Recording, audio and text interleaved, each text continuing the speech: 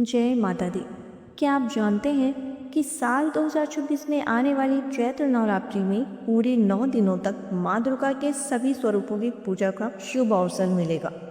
इस बार नवरात्रि की शुरुआत कब होगी, घट स्थापना का सही मुहूर्त क्या रहेगा, महाअष्टमी और महानवमी किस दिन मनाई जाएगी और कन्या पूजन का सही समय क्या है, आज की इस वीडियो में हम आपको पूरी जानकारी देने वाले हैं। अगर आपको माता रानी में श्रद्धा है तो वीडियो को लाइक करें और कमेंट में जय माता दी जरूर लिखें। हिंदू धर्म में नवरात्रि का पर्व अत्यंत पवित्र और महत्वपूर्ण माना जाता है।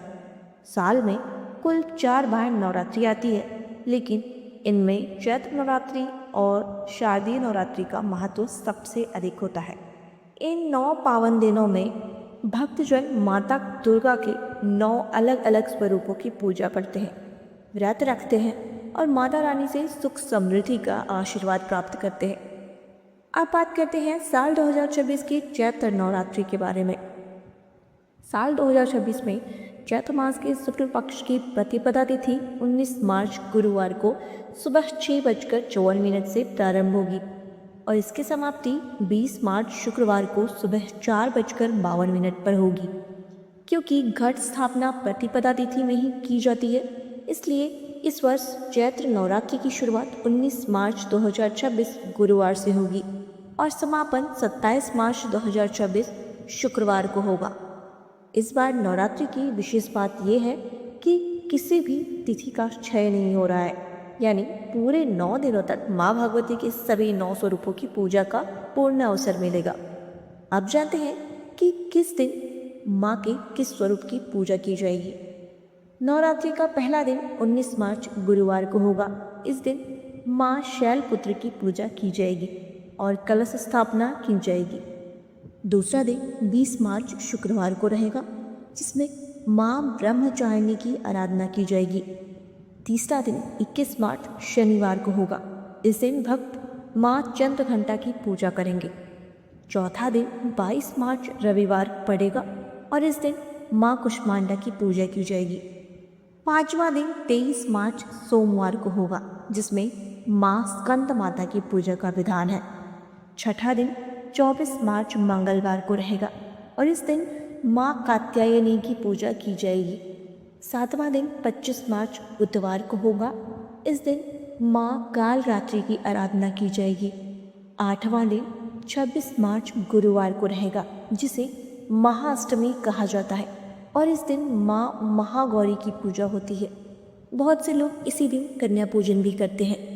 और 9वां दिन 27 मार्च शुक्रवार को रहेगा, जिसे महानवमी और रामनवमी कहा जाता है। इस दिन माँ सिद्धिदात्री की पूजा की जाती है और कन्या पूजन भी किया जाता है। अब जानते हैं घट स्थापना के शुभ मुहूर्त के बारे में। 19 मार्च गुरुवार को सुबह 6:54 से 7:43 तक कलश स्थापना का शुभ मुहूर्त रहेगा। इस समय में आप विधि विधान से कलश स्थापना करके नवरात्रि की पूजा प्रारंभ कर सकते हैं।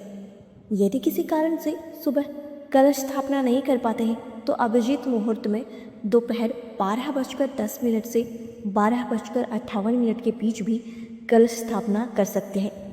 नवरात्रि के दौरान सबसे अधिक महत्व महाअष्टमी और महानवमी का माना जाता है।